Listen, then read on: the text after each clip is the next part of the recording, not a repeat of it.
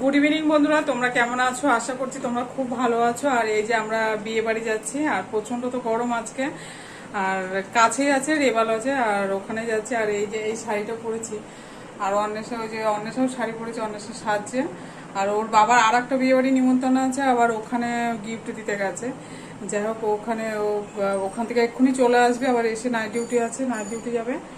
আর ঠিক আছে, তাহলে চলো। আর প্রচণ্ড গরম, যার জন্য হাড় ফাড় কিছু পরিনি, খুবই গরম লাগছে। এই যে আমি অন্বেষা আর ওর বাবা তো পিছনে আছে, আমরা বেরিয়ে গেছি। আর এই বেলা হচ্ছে আমাদের বাড়ির কাছে।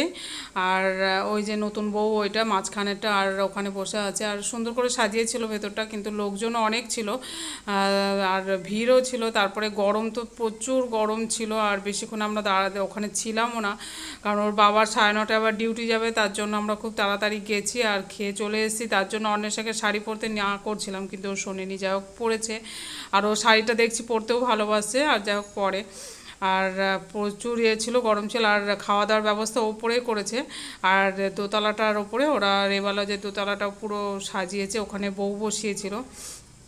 আর স্টলে অনেক কিছুই দিয়েছিলো, স্টলে ভেজ পকোড়া, চিকেন পকোড়া, তারপরে কফি, ফুচকা, ওদিকে কোল্ড ড্রিঙ্কস, আইসক্রিম, এইগুলো সবই দিয়েছিল। কিন্তু আমরা কোল্ড ড্রিঙ্কস খেয়ে তারপরে আবার মেন কোর্সে আমরা খেতে বসে পড়েছিলাম।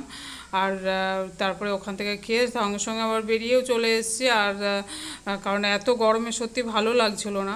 তারপরে এসে ওর বাবা আবার ডিউটি চলে গেল। তার মোটামুটি আমরা ওর 9:30 যেহেতু ডিউটি যায়, এসে তো তাড়াতাড়ি খেয়ে চলে এসেছিলো। আর তারপরে আমরা ডিউটি বাড়িতে চলে এসেছি। আর এই জায়গাটা খাওয়ার ব্যবস্থা করছে, 3তলাটা খাওয়ার ব্যবস্থা করছে, কিন্তু 3তলা হাওয়া ছিল, তবুও এত গরম, মানুষ হাঁসফাঁস করে। আর বিয়েবাড়িতে এমনি ভালোই লাগে, কিন্তু গরমের জন্য সত্যিই ভালো লাগছিল না, তার জন্য তাড়াতাড়ি চলে এসেছি। ঠিক আছে তাহলে বন্ধুরা, টাটা।